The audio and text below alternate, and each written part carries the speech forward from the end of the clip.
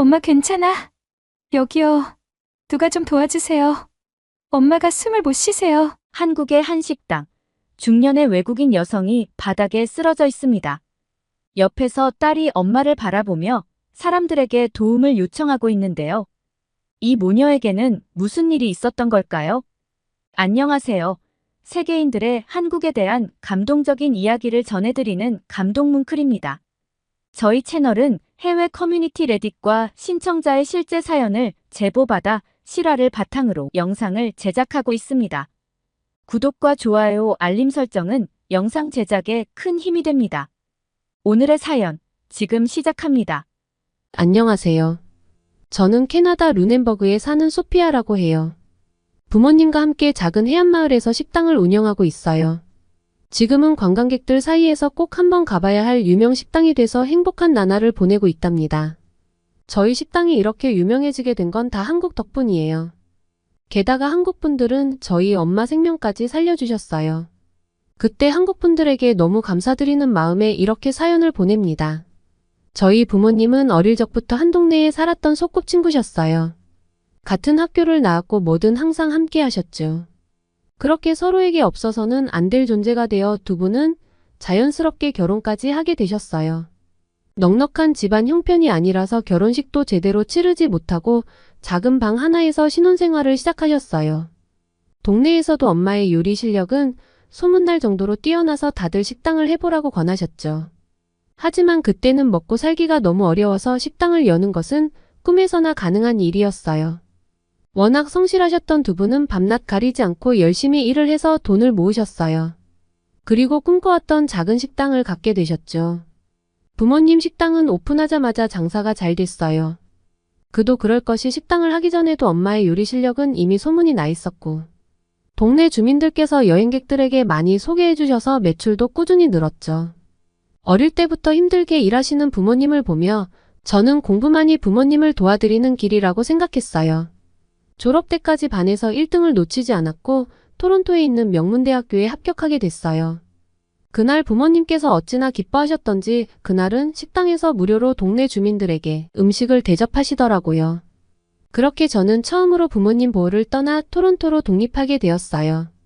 첫 몇 달은 부모님 도움을 받았지만 그 후로는 아르바이트를 하며 제 생활비는 벌었었어요. 물론 학업도 충실히 하며 장학금을 놓치지 않았죠. 그렇게 저는 제 대학 생활을 열심히 즐기며 한 학기를 마쳤어요. 중간중간 부모님께 연락을 드렸을 때 항상 별일 없다며 제 걱정을 하시는 부모님을 깜짝 놀래켜 드릴 생각을 하니 너무 설레더라고요. 방학을 맞아 며칠 집에 다녀오려고 부모님께 드릴 선물을 챙겨서 집을 나섰어요. 이틀 만에 도착한 고향에 오니 마음이 편안해졌습니다. 그렇게 설레는 마음으로 부모님 식당으로 갔는데 눈앞에 펼쳐진 상황이 믿기지가 않았어요. 부모님 식당에 손님이 거의 없더라고요. 반면 다른 식당들은 관광객으로 북적였어요. 그도 그럴 것이 제가 떠나기 전에 동네에 식당은 부모님 식당 빼고도 손에 꼽을 정도였는데 몇 달 사이에 동네가 많이 변했더라고요. 그날 저녁 부모님과 대화를 하며 그 이유를 알 수 있었어요. 제가 떠나고 동네가 관광지로 점점 유명해지면서 관광객이 늘어났고 경쟁 식당들이 속속 들어서기 시작했다고 했습니다. 그러면서 매출이 떨어지고 식당이 점점 어려워지기 시작했다고 하셨어요. 왜 저에게는 말씀하지 않았냐고 묻자 부모님께서는 저 공부하는데 신경 쓰이게 하고 싶지 않으셨다고 하시더라고요. 저는 별 말씀 없으시길래 식당이 여전히 잘 되고 있을 거라고 생각했는데 그동안 제가 너무 무심했다는 생각이 들어 너무 죄송했어요. 다음날 저는 동네를 돌아다니며 다른 식당들을 파악하기 시작했죠. 새로 들어온 식당은 크고 화려한 인테리어로 관광객과 젊은이들의 눈길을 사로잡고 있었습니다. 알아보니 그 식당에는 마케팅 담당하는 사람이 따로 있어서 지역 신문이나 SNS 활동도 활발히 하더라고요. 저도 들어가 보니 후기와 좋아요 수가 장난이 아니었습니다. 부모님께서는 아직은 단골 손님들이 찾아오지만 SNS에서 좋은 리뷰를 받은 식당을 선호하는 관광객과 젊은이들 때문에 점점 남은 손님마저 줄어드는 상황이라고 하셨죠. 그러면서 이대로는 식당 문을 닫는 일밖에 없다며 낙심하셨어요. 부모님께서는 애써 밝은 척 하셨지만 저는 알 수 있었어요. 두 분의 눈빛이 많이 지쳐 보였거든요. 우리 식당은 아늑하고 정겨운 분위기를 자랑했지만 인테리어나 광고에서 다른 식당들에 밀리는 건 사실이었어요. 마케팅의 힘은 정말 대단했어요. 오픈 전부터 문 앞에서 대기하는 관광객들로 항상 붐비더라고요. 이런 상황에서 어떻게 해야 할지 고민하던 중에 제 머릿속에 갑자기 한국인 친구 서연이가 떠올랐어요. 서연이는 같은 과 친구인데 서연이네 부모님께서도 한국의 부산이라는 곳에서 해산물 레스토랑을 운영하시고 계셔서 그 공통점으로 친해졌거든요. 요새 한류가 대세라 저도 서연이를 통해 K-팝과 한국 드라마를 알게 돼서 항상 드라마를 보며 정말 이게 실제로 일어나는 일이냐고 부러워했더니 다음 방학 때는 한국에 한번 오라고 저를 초대했어요. 워낙 똑똑하고 센스가 넘치는 친구라 왠지 제 고민을 해결해 줄 수 있을 것 같아서 서연이에게 연락을 했어요. 제가 현재 부모님 식당 상황을 서연이에게 털어놓자 서연이는 마침 방학이고 하니 한국으로 와서 해산물 요리와 신메뉴 개발에 대해 같이 이야기해보자며 제안했어요. 그 말을 듣고 저는 무척 설렜죠. 그녀와의 대화는 항상 저를 행복하게 만들었거든요. 정말? 한국에서 내가 배울 수 있는 게 많을까? 하고 물었더니 당연하지. 여기 해산물 요리는 정말 다양하고 맛도 최고야. 게다가 요리 방법도 배울 수 있고 신메뉴 아이디어도 얻을 수 있을 거야. 서연이가 확신 있는 말투로 말했죠. 서연이의 말을 들어보니 부모님 식당에도 뭔가 새로운 변화가 필요할 것 같았어요. 마침 서연이 부모님께서도 부산이라는 항구 도시에 계시니 뭔가 비슷한 점이 많아 배울 것이 있다고 생각했죠. 그래서 그날 밤 저는 부모님과 상의했어요. 처음에는 망해가는 식당인데 아무리 해도 큰 규모의 식당을 어떻게 이길 수 있겠냐며 포기하시려고 하셨지만 제가 서연이가 보내준 한국의 다양한 음식 사진들과 영상을 보여드리니 아무리 망하더라도 마지막으로 해볼 때까지는 해보자며 용기를 내셨어요. 아버지께서는 그래도 단골 손님이 찾아오시니 식당을 지키겠다고 하셨어요. 그래서 주로 요리를 담당하는 어머니와 함께 한국으로 가기로 결정했습니다. 한국 방문이 부모님의 식당과 엄마 요리 기술에 새로운 활력을 불어넣을 마지막 기회라고 생각했어요. 그렇게 해서 저와 엄마는 긴 여행을 준비하게 되었죠. 엄마는 주방에서 마법사니까요. 어떤 음식도 맛있게 만들어낼 수 있거든요. 엄마와 함께라면 뭐든지 할 수 있을 것 같았어요. 그렇게 13시간의 오랜 비행을 걸쳐 말로만 듣던 한국의 인천공항에 도착했어요. 인천국제공항에 처음 도착했을 때 우리를 맞이한 건 다름 아닌 로봇 안내자였어요. 어머, 저기 저 로봇 봐. 로봇이 청소도 하고 길도 안내하네. 엄마가 놀라며 말씀하셨죠. 로봇은 우리가 가야 할 게이트 번호를 정확히 안내해 주었고 공항의 편의시설 위치도 쉽게 설명해 주었어요. 공항 곳곳이 깨끗하고 잘 정돈되어 있어서 안전하고 편안한 여행이 될 것 같았어요. 인천공항에서 나와 우리는 서연이가 살고 있는 부산으로 가기 위해 서울역으로 향했어요. 서연이가 한국은 교통시설이 잘 돼 있어서 어디든지 이동하기 편리하다고 했는데 그 말이 맞았어요. 공항에서 공항철도를 타고 바로 서울역으로 갈 수 있더라고요. 공항철도 내부는 정말 놀라웠어요. 좌석이며 바닥이 번쩍번쩍 윤이 날 정도로 너무 깨끗했어요. 게다가 여행객이 이동하기 편리하게 수화물 보관하는 장소도 따로 있더라고요. 지하철 모니터에는 다음 정착역과 내릴 방향까지 표시를 해주는 것을 보고 정말 신세계가 따로 없다고 생각했어요. 처음에는 긴장했지만 점점 부산에 잘 찾아갈 수 있겠다는 자신감이 생겼어요. 그리고 모니터에 다음 정차역, 운행시간 등 다양한 정보가 나와서 이동하는 동안에도 지루하지가 않았어요. 엄마 벌써 서울역이야. 이렇게 빨리 올 수 있다니 정말 대단해. 라고 말하며 웃었죠. 1시간이 채 걸리지 않아 서울의 중심부에 도착했다는 사실이 믿기지 않았어요. 서울역에서 내리자마자 우리는 KTX를 타러 가는 표지판을 쉽게 발견할 수 있었어요. 표지판마다 영어, 중국어, 일본어 등 다양한 언어로 설명이 되어 있어서 어디로 가야 할지 쉽게 알 수 있었습니다. 안내 표지판이 너무 잘 돼 있어서 길 찾기가 편해서 다행이다, 엄마가 말했죠. 제대로 가고 있는 게 맞는지 지나가는 한국인들에게 물어볼 때면 그들은 친절한 미소를 띠며 상냥하게 대답해주는 모습 또한 인상적이었어요. 열차 시간에 여유있게 도착한 우리는 잠시 기다리고 있었어요. 그런데 세상에 정말 딱 제 시간에 열차가 들어오더라고요. 캐나다에서는 연착이 자주 돼서 당연히 한국에서도 그럴 거라 생각했는데 제 예상이 완전히 틀렸더라고요. 게다가 승객들도 다들 미리미리 승강장에서 대기하다가 도착하는 열차에 신속하게 탑승하는 질서정연한 모습을 보며 다시 한번 놀랐죠. 서연이가 늦으면 안 되니 미리 가 있으라고 말한 것처럼 도착 시간도 출발 시간도 정말 정확했어요. 처음으로 고속열차를 타게 돼서 기대감에 들뜬 채로 부산행 열차에 탑승했죠. 열차에 탑승하자마자 정말 놀랄만한 장면이 펼쳐졌어요. 입구 통로에는 큰 자판기가 여러 대 설치되어 있었어요. 스낵 커피 수면 안대, 이어폰과 충전 케이블까지 판매하고 있더라고요. 엄마 여기 봐. 물도 공짜라니 우리나라와는 참 다르다. 제가 무료 물자판기를 가리키며 말했어요. 캐나다에서는 어디를 가든 병에 담긴 물을 사야 하지만 여기서는 특실 고객에게는 무제한으로 물을 무료로 제공한다는 게 정말 놀라웠어요. 그리고 앞에 마련된 간식 박스를 챙겨 자리로 이동했죠. 우리는 물과 간식을 챙기며 편의시설과 승객을 위한 세심한 배려에 감탄했어요. 간식 박스 안에는 물티슈와 견과류 그리고 쿠키가 들어 있었어요. 엄마는 땅콩 알레르기가 있으셔서 간식은 다 제 차지였죠. 입구를 지나 객실 안으로 들어섰는데 열차 내부는 마치 큰 영화관을 연상시킬 정도로 넓고 편안했어요. 소피야, 여기 좌석 정말 푹신하고 좋다. 엄마는 아이처럼 신기해하셨어요. 각 좌석의 넓은 공간 덕분에 키가 큰 저도 다리를 충분히 뻗을 수 있어서 긴 여행하는 동안 정말 편했어요. 특히 좌석마다 설치된 작은 테이블에는 음료수와 간식을 놓을 수 있었고 노트북을 하기에 정말 편리했습니다.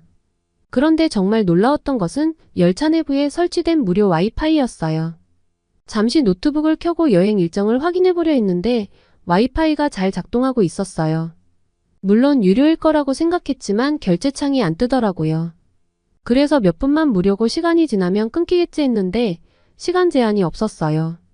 그러고 보니 공항에서 서울역으로 올 때 공항철도에서도 서울역에서도 한 번도 와이파이가 끊기질 않았다는 사실을 그제야 깨달았어요. 한국이 IT 강국이라는 건 알고 있었지만 건물이 아닌 열차에서 이런 서비스가 가능하다니 게다가 속도도 얼마나 빠른지 정말 놀라웠어요. 엄마 여기 와이파이 진짜 빨라.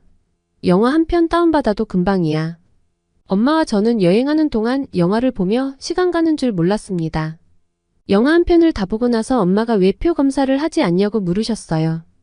그러고 보니 출발한 지 꽤 됐는데 이상하게도 열차표를 검사하지 않더라고요. 그래서 지나가던 유니폼을 입은 여성 직원에게 아직 표 검사를 받지 않았다고 말했더니 그 직원은 미소를 보이며 이미 검사를 마쳤다고 하는 거예요. 제가 표를 보여드린 적이 없다고 말하자 역무원은 승객들이 불편함을 느끼지 않도록 예약 좌석과 인원수가 맞는지 눈으로 확인을 하고 간혹 맞지 않을 때에는 승객에게 요구한다고 하더라고요. 이렇게 승객의 작은 편의까지 고려하는 한국의 열차 시스템에 다시 한번 놀랐어요. 캐나다였다면 무임승차로 인해 혼란이 발생했을 텐데 이런 시스템을 사용할 수 있는 이유는 한국인들의 높은 시민의식 때문에 가능하다는 생각이 들었습니다. 그렇게 3시간도 안 돼서 금세 부산역에 도착했습니다. 열차의 속도가 시속 300에서 350km라고 했는데 그 속도를 못 느낄 정도로 조용하고 안정적이어서 시간 가는 줄도 몰랐어요. 부산역에 도착하자 맑은 공기와 함께 부산의 활기찬 분위기가 느껴졌어요. 플랫폼에는 서연이와 서연이 부모님께서 기다리고 계셨어요. 소피야 드디어 왔구나. 여기가 내 고향이야. 정말 환영해. 서연이는 우리를 한국에서 유명하다는 자갈치 시장으로 데려갔어요. 시장에 들어서자마자 풍부한 해산물의 향기가 코를 자극했고 각종 생선과 해산물이 눈앞에 펼쳐졌어요. 우와, 이렇게 다양한 해산물이 한 곳에 모여 있다니 정말 놀라워.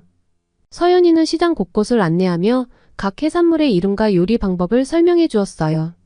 이건 멍게야, 입안에서 살살 녹지. 하며 제게 신선한 멍게를 맛보라고 권했죠. 특히 통영굴 구이는 정말 잊을 수 없는 맛이었죠. 서연아, 이 굴 정말 맛있어. 한국에 맛있는 음식이 이렇게 많다니 놀랍다.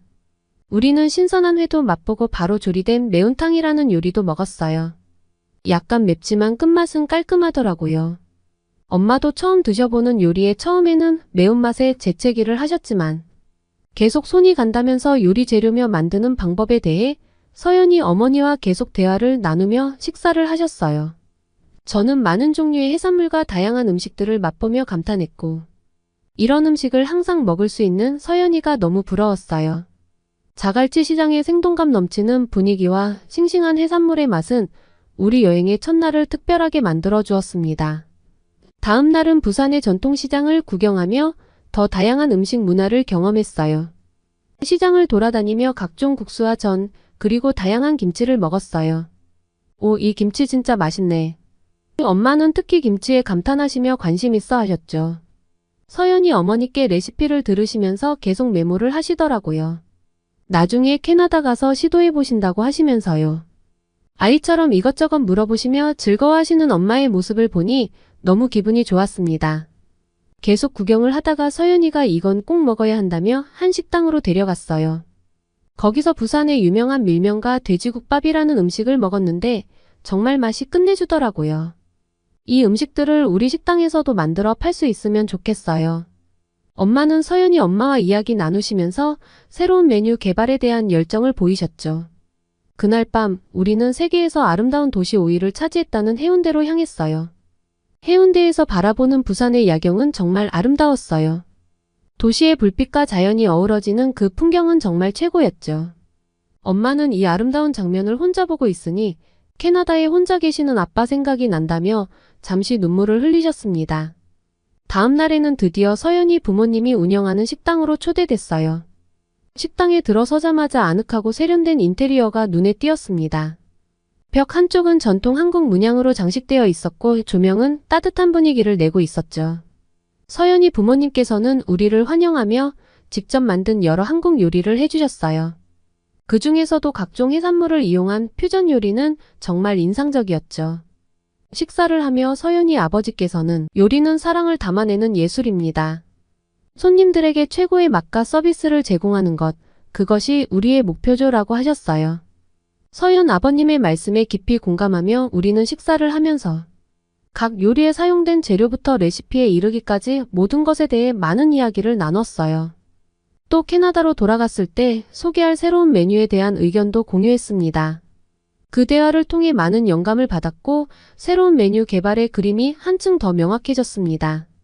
서연이 가족의 따뜻한 환대와 뛰어난 요리 솜씨에 감동받은 엄마와 저는 부산에서의 마지막 밤을 뜻깊게 보냈어요. 다음날 서연이 가족과 작별 인사를 한 후 우리는 인천공항으로 향하기 전에 서울역에서 식사하기로 했습니다. 엄마가 간단히 먹고 싶다고 하셔서 우리는 분식집에 들어갔어요. 그곳에서 저는 서연이가 추천해준 떡볶이와 튀김을 주문했습니다. 이미 매운탕으로 매운맛을 경험한 엄마는 떡볶이의 매운맛은 별거 아니라며 농담까지 하시면서 맛있게 드셨어요. 매운탕과는 달리 매콤하면서도 달콤하니 맛있다고 하셨죠. 옆에 튀김을 하나 드시더니 갑자기 기침을 심하게 하셨어요. 그리고는 저에게 가방에서 빨리 약을 꺼내달라고 하셨습니다.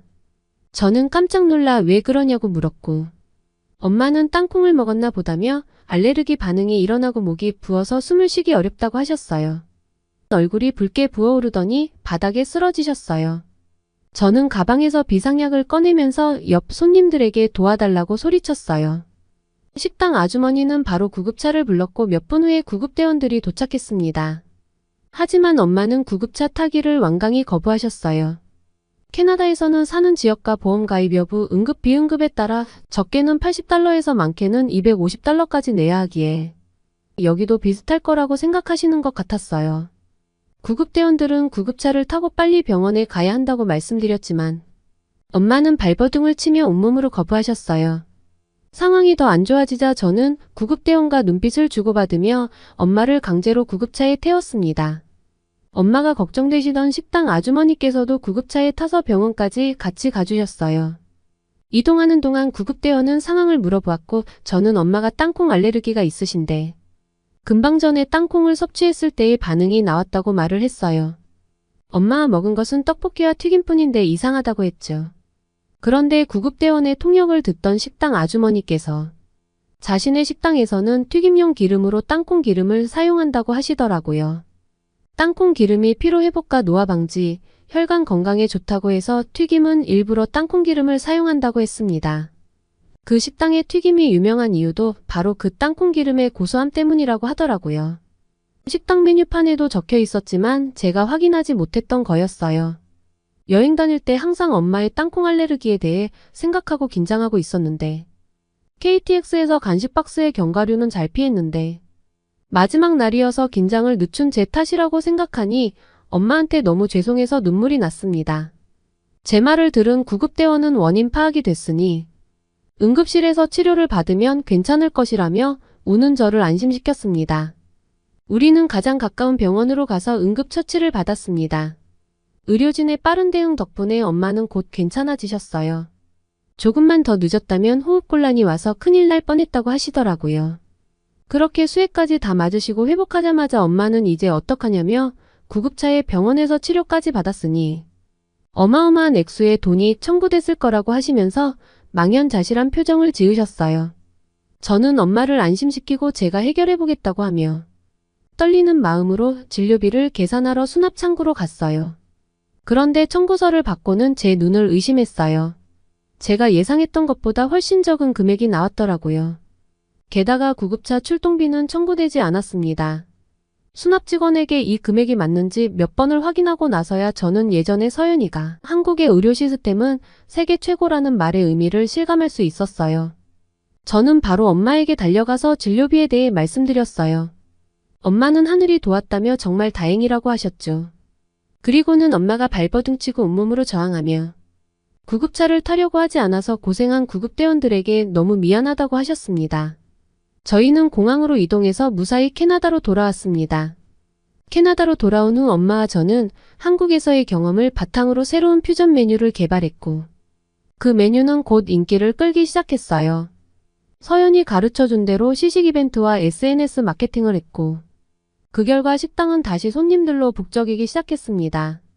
지금도 엄마는 가끔 그 땅콩 사건을 말씀하시면서 만약 한국의 의료진의 빠른 대처가 없었다면 큰일 날 뻔했다며 구급대원분들에게 고맙고 죄송했다고 말하지 못한 게 마음의 짐이라고 하시더라고요. 이번 기회를 통해 긴급한 상황에서 신속하고 전문적인 대응으로 저희 엄마의 생명을 구해주신 한국 의료진과 구급대원분들께 감사의 마음을 전하고 싶어요. 그리고 서연이 가족을 포함해서 한국을 방문했을 때 저희에게 따뜻하고 친절하게 대해주신 한국분들께도 감사의 말씀 전하고 싶습니다. 한국분들의 따뜻한 환대와 지원이 없었다면 어렵게 장만한 부모님 식당은 아마 새로운 활력을 찾지 못하고 그대로 사라졌을 거예요. 저희 식당과 엄마를 살려주신 한국분들 진심으로 감사합니다. 오늘의 사연 어떠셨나요? 오늘 이야기가 좋으셨다면 구독과 좋아요 눌러주시고 주변의 많은 분들에게 공유해주세요. 사연자분에게 응원과 격려의 말씀들을 댓글로 남겨주세요. 감동 뭉클에서는 여러분의 마음들을 모아 사연자분들에게 전달해 드리고 있습니다. 감동적이거나 재미있는 실제 사연들을 제보받고 있으니 소개해주고 싶은 사연이 있으시면 위 메일로 제보해 주시기 바랍니다. 오늘도 여러분의 하루의 작은 즐거움이라도 되었기를 바라며 지금까지 감동 뭉클이었습니다. 구독과 좋아요는 영상 제작에 큰 힘이 됩니다. 끝까지 시청해 주셔서 감사합니다. 다음에 더 좋은 영상으로 찾아뵙겠습니다.